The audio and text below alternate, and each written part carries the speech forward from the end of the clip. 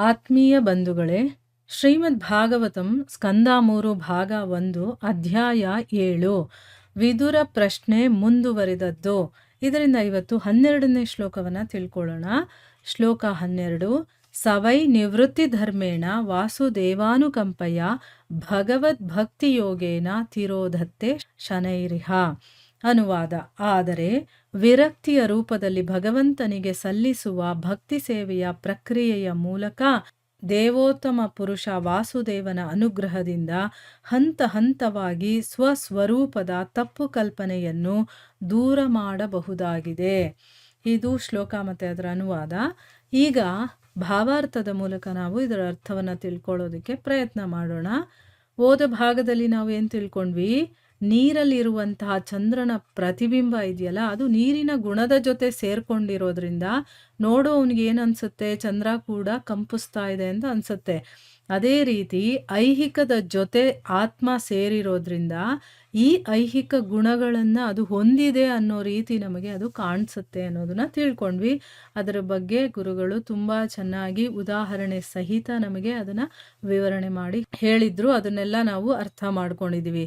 ಈಗ ಮುಂದುವರೆದು ಹೇಳ್ತಾರೆ, ಆದರೆ ಯಾರು ವಿರಕ್ತಿಯನ್ನ ಪಡಿತಾರೋ, ವೈರಾಗ್ಯವನ್ನ ಪಡಿತಾರೋ, ಅದರಿಂದ ಏನಾಗುತ್ತೆ ಅಂದರೆ ಅನಾಸಕ್ತಿ ಇರುತ್ತಲ್ಲ, ಆ ಒಂದು ರೂಪದಲ್ಲಿ ಭಗವಂತನಿಗೆ ಯಾವುದರಲ್ಲೂ ಅವ್ರಿಗೆ ಆಸಕ್ತಿ ಇರಬಾರ್ದು.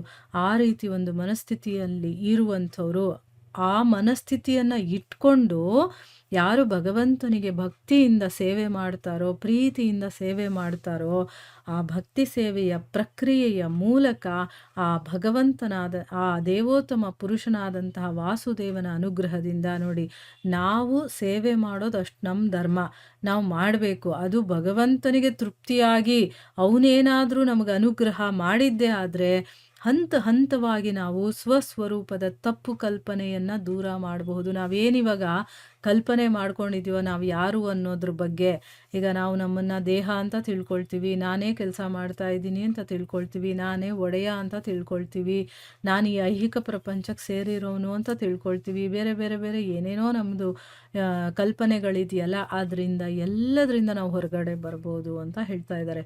ಇರೋದು ಒಂದೇ ದಾರಿ, ಆ ಭಗವಂತನ ಸೇವೆ ಮಾಡುವಂಥದ್ದು.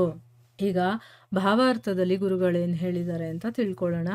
ಐಹಿಕದೊಂದಿಗೆ ತನ್ನನ್ನು ಗುರುತಿಸಿಕೊಳ್ಳುವುದರಿಂದ ಅಥವಾ ತತ್ವಶಾಸ್ತ್ರದ ಊಹೆಗಳ ಐಹಿಕ ಪ್ರಭಾವದಡಿಯಲ್ಲಿ ತಾನೇ ದೇವರೆಂದು ಯೋಚಿಸುವುದರಿಂದ ಐಹಿಕ ಅಸ್ತಿತ್ವದ ಕಂಪನ ಗುಣವು ಉಂಟಾಗುತ್ತದೆ. ಇದನ್ನು ಭಗವಂತನಿಗೆ ಸಲ್ಲಿಸುವ ಭಕ್ತಿ ಸೇವೆಯಿಂದ ದೇವೋತ್ತಮ ಪುರುಷ ವಾಸುದೇವನ ಅನುಗ್ರಹದಿಂದ ಅಳಿಸಿ ಹಾಕಬಹುದಾಗಿದೆ. ನೋಡಿ, ಇಲ್ಲಿ 2 ರೀತಿಯ ಜನ ಇದ್ದಾರೆ. ಒಬ್ಬರೇನು ಅಂತಂದರೆ ನಾವೇನು ಅಂತಂದರೆ ಈ ಐಹಿಕ ಪ್ರಪಂಚದ ಜೊತೆ ನನ್ನನ್ನು ನಾನು ಗುರುತಿಸ್ಕೊಳ್ತೀನಿ, ಅಂದರೆ ಈ ದೇಹವನ್ನು ನಾನು ಅಂತ ತಿಳ್ಕೊಳ್ತೀನಿ. ಆದರೆ ಇನ್ನೂ ಕೆಲವರಿದ್ದಾರೆ, ಅವರೇನು ಅಂತಂದರೆ ಊಹೆಗಳನ್ನು ಮಾಡಿಕೊಂಡು ನಾನೇ ದೇವರು ಅಂತ ಯೋಚನೆ ಮಾಡ್ತಾರೆ. ಈ ರೀತಿ 2 ರೀತಿಯವರು ಕೂಡ ಈ ರೀತಿ ಯೋಚನೆ ಮಾಡೋದ್ರಿಂದ ಐಹಿಕ ಅಸ್ತಿತ್ವದ ಕಂಪನ ಗುಣ ಅವರಲ್ಲಿ ಉಂಟಾಗತ್ತೆ ಅಂತ ಹೇಳ್ತಾ ಇದ್ದಾರೆ. ಇದನ್ನು ಹೇಗಪ್ಪ ದೂರ ಮಾಡ್ಕೊಳ್ಳೋದು ಅಂತಂದರೆ ಭಗವಂತನಿಗೆ ನಾವು ಪ್ರೀತಿಯಿಂದ ಭಕ್ತಿಯಿಂದ ಸೇವೆ ಮಾಡೋದ್ರಿಂದ ಅವನ ಅನುಗ್ರಹ ನಮಗೆ ಸಿಕ್ಕಿದಾಗ ನಾವು ಇದನ್ನೆಲ್ಲ ದೂರ ಮಾಡ್ಕೋಬೋದು.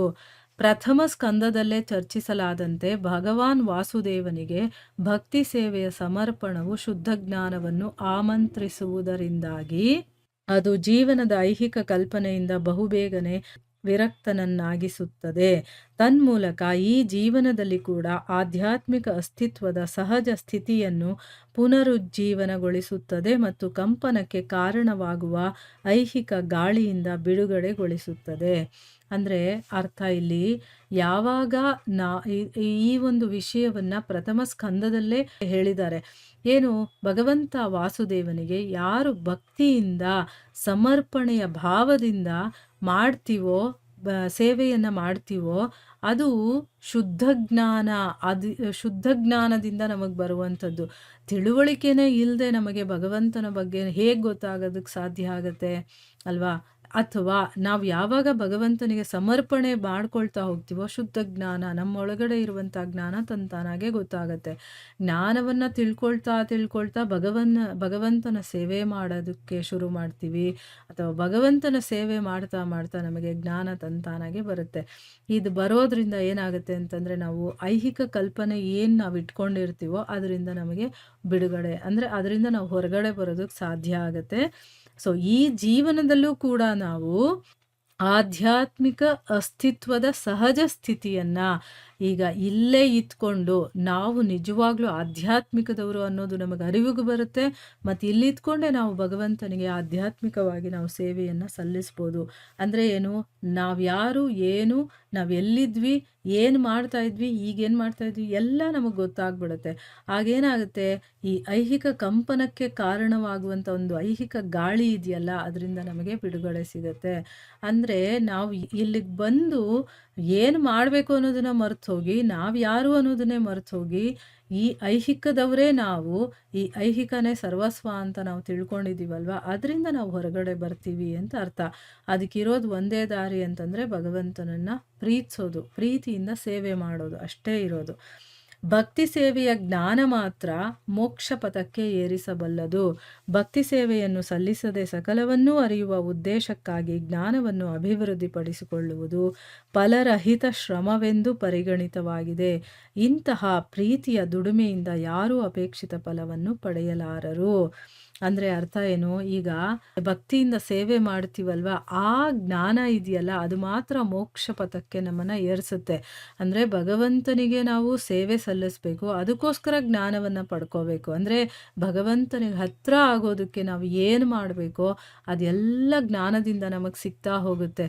ಈಗ ನಮಗೆ ಭಗವಂತನ ಬಗ್ಗೆ ತಿಳುವಳಿಕೆ ಸಿಗೋದೇನೆ ಧರ್ಮಗ್ರಂಥಗಳಿಂದ, ಸತ್ಸಂಗಗಳಿಂದ. ಅಂದರೆ ನಮ್ಮ ಜ್ಞಾನವನ್ನು ನಾವು ಅಭಿವೃದ್ಧಿಗೊಳಿಸ್ಕೊಳ್ತಾ ಇದ್ದಂಗೆ ಭಗವಂತನ ಬಗ್ಗೆ ತಿಳುವಳಿಕೆ ತಿಳಿತಾ ಅವನಿಗೆ ಹತ್ರ ಆಗ್ತಾ ಹೋಗ್ತೀವಿ ಅಲ್ವಾ. ಆದರೆ ಕೆಲವರು ಏನು ಅಂತಂದರೆ, ಭಗವಂತನ ಭಕ್ತಿ ಪ್ರೀತಿ ಅದೆಲ್ಲ ಬಿಟ್ಬಿಡ್ತಾರೆ. ಬರೀ ನಾನು ಎಲ್ಲ ತಿಳ್ಕೊಂಬಿಡ್ಬೇಕು ಅನ್ನೋ ಒಂದೇ ಒಂದು ಕಾರಣದಿಂದ ಅವ್ರು ಏನು ಮಾಡ್ತಾರೆ, ಆ ಧರ್ಮಗ್ರಂಥಗಳನ್ನು ಅಥವಾ ಜ್ಞಾನವನ್ನು ಅವರು ತಿಳ್ಕೊಳ್ಳೋದಕ್ಕೆ ಶುರು ಮಾಡ್ತಾರೆ. ಅದರಿಂದ ಅವರು ತಮ್ಮ ಜ್ಞಾನವನ್ನು ಅಭಿವೃದ್ಧಿ ಮಾಡ್ಕೊಳ್ತಾ ಇರ್ತಾರೆ. ಇದನ್ನು ತಿಳ್ಕೊಬೇಕು, ಅದನ್ನು ತಿಳ್ಕೊಬೇಕು ಅಂತ. ತಿಳ್ಕೋಬೇಕು, ಆದರೆ ಅದರ ಜೊತೆಗೆ ಭಗವಂತನಲ್ಲಿ ಪ್ರೀತಿನೂ ಕೂಡ ಇರಬೇಕು.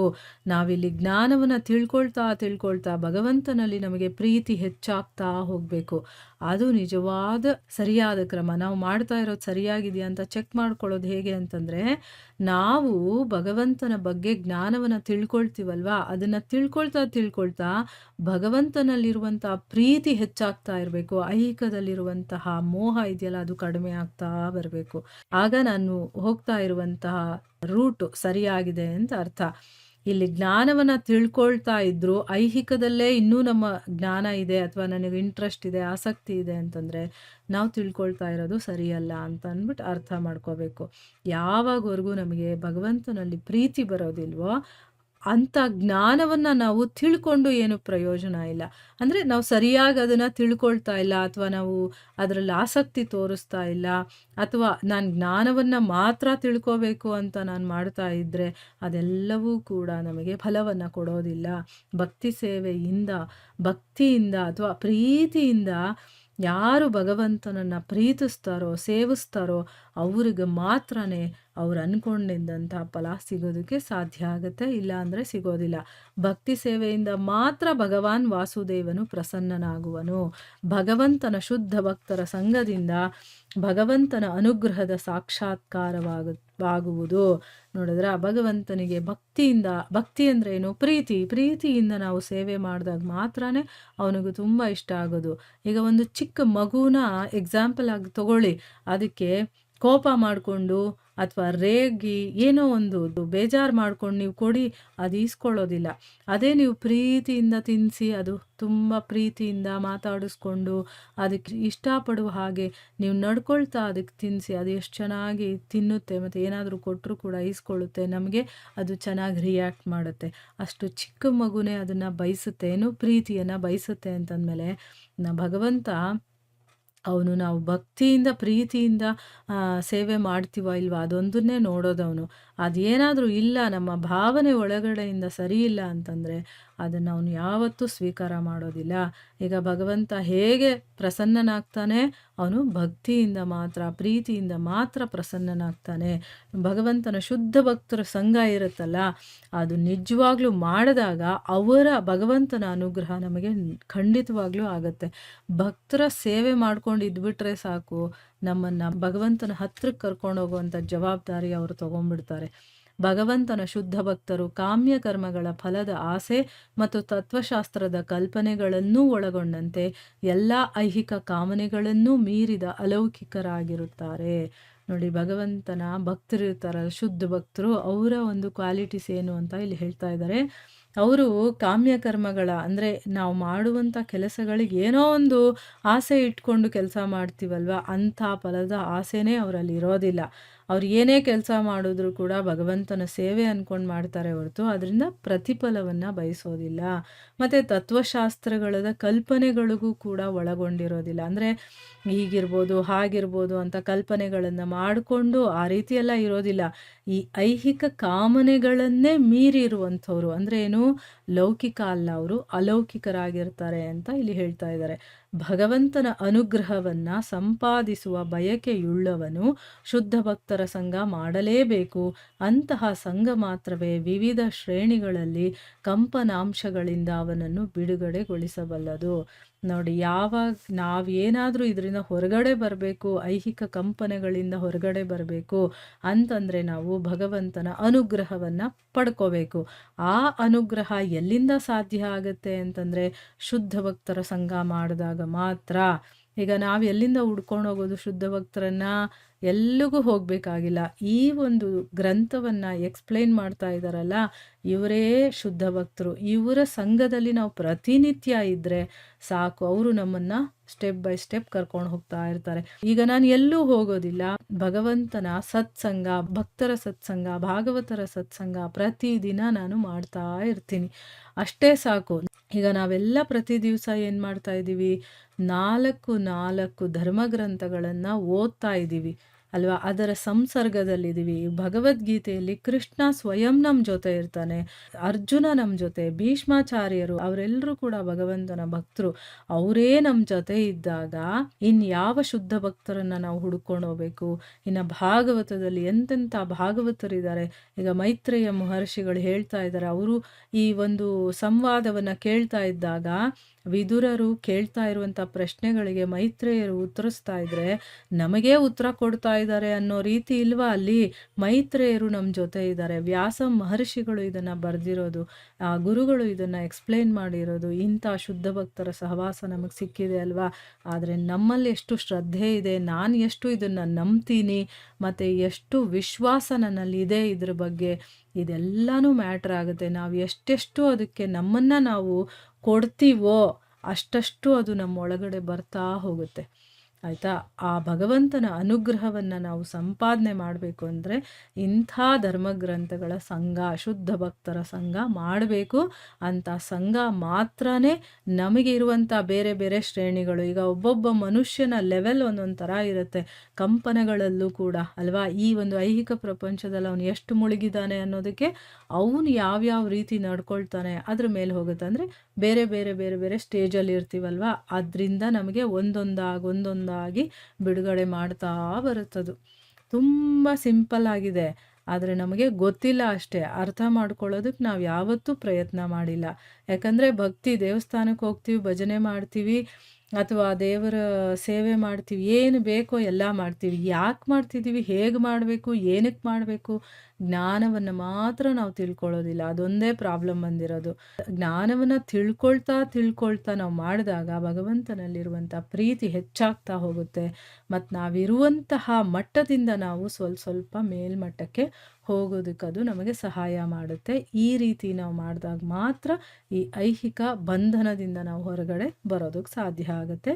ಇಲ್ಲಿಗೆ ನಾವು ನಿಲ್ಲಿಸೋಣ. ಹರೇ ಕೃಷ್ಣ.